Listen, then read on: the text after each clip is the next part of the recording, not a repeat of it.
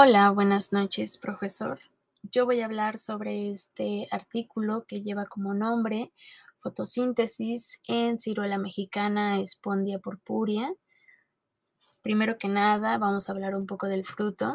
Este es un fruto ovoide de color amarillo o rojo cuando madura.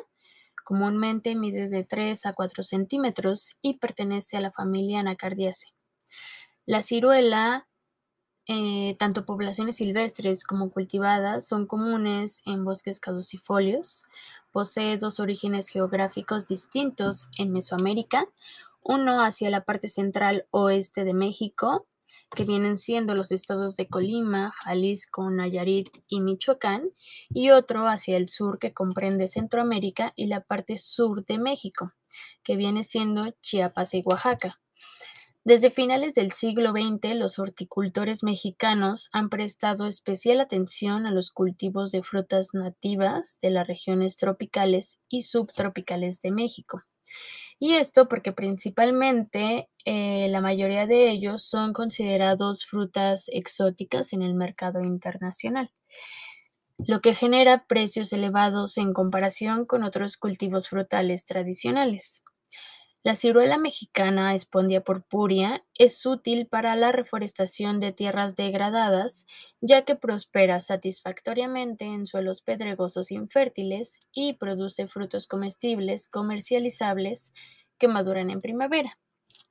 Bueno, como dato curioso y también como información importante para conocer la importancia del artículo, estos frutos han sido recolectados desde épocas prehispánicas por poblaciones que crecieron en zonas donde dominaba la selva baja caducifolia y formaron parte de la dieta de varias poblaciones de indígenas que residían en regiones tropicales. Posteriormente, con el paso del tiempo, esta fue desplazada por otros frutos introducidos provenientes de Europa, Asia y África, y asimismo se distribuyó y fue introducida a otros países de América y el mundo. Em, Esta fruta no había generado un éxito económico, sin embargo, recientemente la demanda de esta fruta ha aumentado, usándose en mermeladas, bebidas, mieles y demás productos derivados de la ciruela. Por esta razón ha sido importante la investigación en torno a los aspectos ecofisiológicos de Spondia purpurea, la comprensión de los factores ambientales sobre la fotosíntesis de los árboles, aspectos relacionados con los ciclos del carbono y del agua en estos ecosistemas, y todo esto con el objetivo de gestionar mejor el manejo de los cultivos y, ¿por qué no?, dejarlo en manos de productores nativos. Pero bueno, sin querer salirnos tanto del tema y dejando claro la importancia de este artículo, podemos comenzar con los aspectos más importantes y de interés científico. El objetivo principal mencionado en el trabajo fue relacionar los efectos de las variaciones microclimáticas de temperatura y luz durante los meses de verano en el intercambio de gases de los árboles maduros. Entonces, se trabajó con Spondia purpurea, un árbol que crece hasta 12 metros de alto. Estos crecen en suelos rocosos con pendiente media y suelos de baja fertilidad. Y se trabajó con una población cultivada ubicada en el municipio de Zapopan, Jalisco, con 20 árboles maduros. El clima en el sitio de estudio se clasificó como subtropical subhúmedo. La floración comenzó a principios de enero y finalizó a principios de febrero. El desarrollo del fruto comenzó a fines de marzo y finalizó a principios de junio. Las observaciones fisiológicas y microclimáticas que se realizaron fueron en julio, agosto y septiembre, específicamente el 29 de julio, el 28 de agosto y el 30 de septiembre. Para esto se hicieron 10 muestras para determinar el contenido de agua en el suelo y esta se extrajo de la rizósfera en diferentes lugares de la plantación. El flujo de fotones fotosintéticos se midió cada hora desde el amanecer hasta el atardecer, en plena exposición a la luz. Se registró también la temperatura del aire cada hora. Se registró el consumo neto de CO2 y conductancia estomática. Se midieron cada 2 horas durante el día desde que amanecía hasta el atardecer, tomando muestras de hojas al azar de los 20 árboles maduros. y bueno, se realizó una serie de tabla de los resultados obtenidos.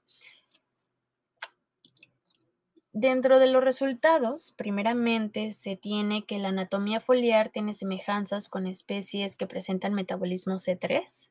Esta información sustenta el hecho de que la mayoría de los árboles que crecen en climas subtropicales y tropicales se considera que presentan metabolismo C3. Presentaron hojas delgadas con una densidad estomática alta, 505 por milímetros cuadrados, perdón. Este tipo de hoja se asocia generalmente a ambientes donde la disponibilidad de luz es uno de los factores ambientales más importantes, influyendo en el crecimiento y su supervivencia. Se menciona que las hojas delgadas requieren una menor inversión de energía, tanto para el desarrollo que pueda conllevar como para su mantenimiento. La mayoría de los árboles tienen hojas de vida corta y al inicio de la estación seca se desprenden como mecanismo frente a la escasez de agua. Y bueno, en esta primera tabla, en la tabla 1, vemos los niveles diarios del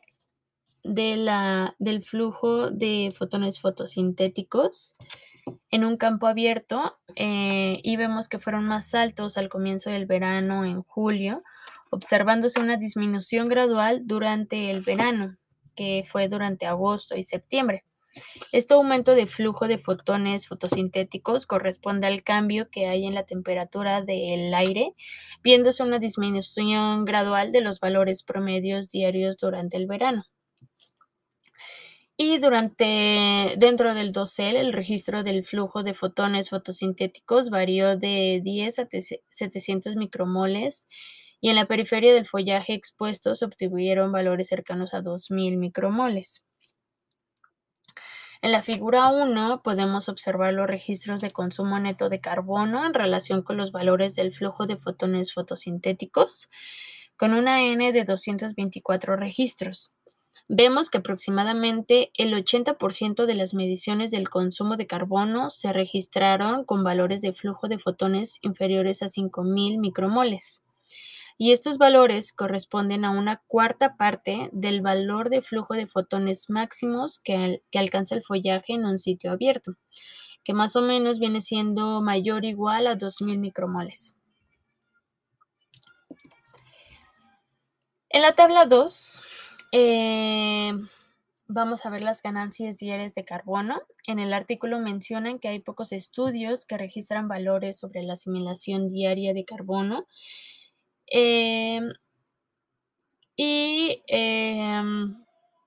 Pues esto es muy extraño, siendo que estos registros son aún más valiosos para estimar la productividad fotosintética.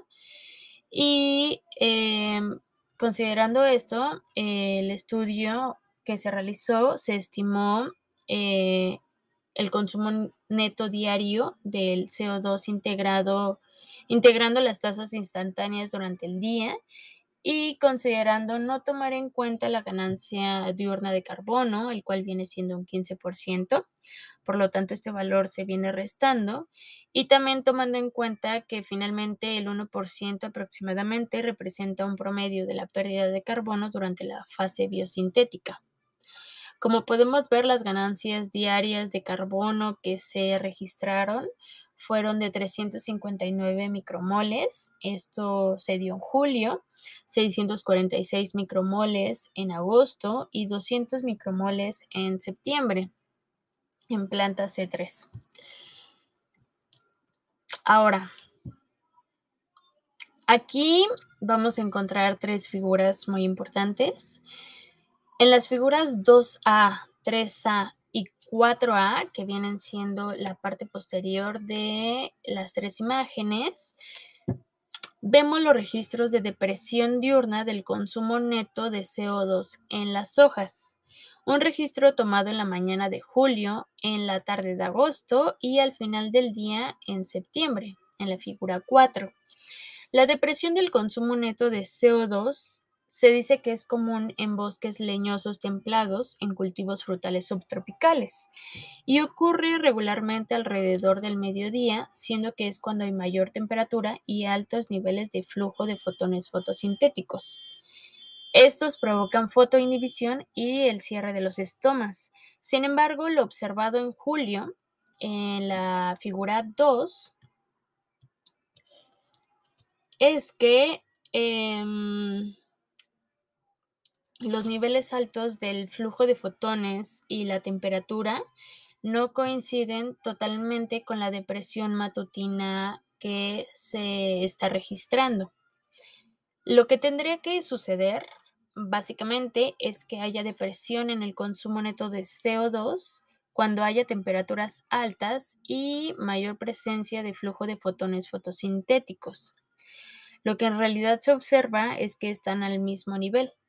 Posteriormente, en el artículo se menciona que esto se lo están atribuyendo a la fotorrespiración, ya que a altas temperaturas y altos niveles de flujo de fotones, que es lo que estamos viendo, se suele mejorar la fotorrespiración y sucede porque la actividad de rubisco como oxigenasa aumenta, produciendo una reducción de la actividad de carboxilación, lo cual concuerda con lo visto en las figuras. Básicamente lo que ocurre es que hay altos niveles del flujo de fotones fotosintéticos. Esto es igual a un aumento de rubisco y esto da el resultado de una reducción de carboxilación, que es lo que estamos observando en la figura 2. Por otro lado, en agosto vemos que la depresión ocurre después del mediodía. Esto sí coincide con altos niveles de temperatura y de flujo de fotones. Y finalmente en septiembre se están registrando bajos niveles del consumo neto de CO2 y esto se atribuye a la baja disponibilidad de luz que hay por la niebla y porque también las hojas comienzan a caerse, comienzan su proceso de senescencia, lo que reduce la conductancia estomática y claramente el consumo neto de CO2. Para todo esto, también es muy importante mencionar que el contenido de agua que se registró estaba por encima de la capacidad del campo, por lo que la sequía no se considera un factor involucrado en estos datos relacionados con el consumo neto de CO2.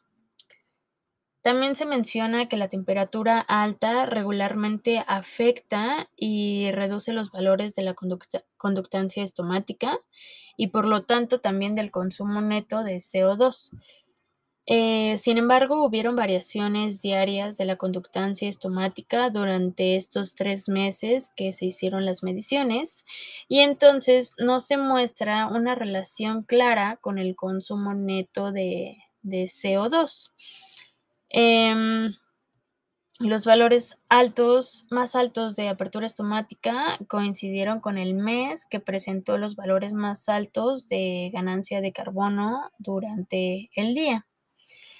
Y bueno, ya para finalizar, em, podemos decir que al parecer la ganancia de carbono es significativa, considerando que crecen estos árboles en laderas rocosas y suelos infértiles poco profundos y con un mínimo de gestión por parte de los productores.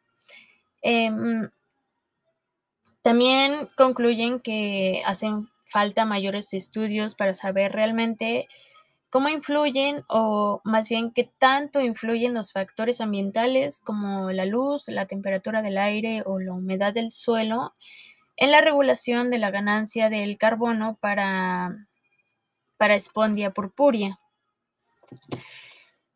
Factores como la fotorrespiración también se mencionaron y estos pueden ser útiles en posteriores estudios, ya que pueden estar involucrados en la regulación de la fotosíntesis también. Y esto es todo de mi parte. Ojalá se haya entendido el artículo. Me pareció un artículo muy interesante y pues esta es la cita del artículo donde tomé la información. Muchas gracias.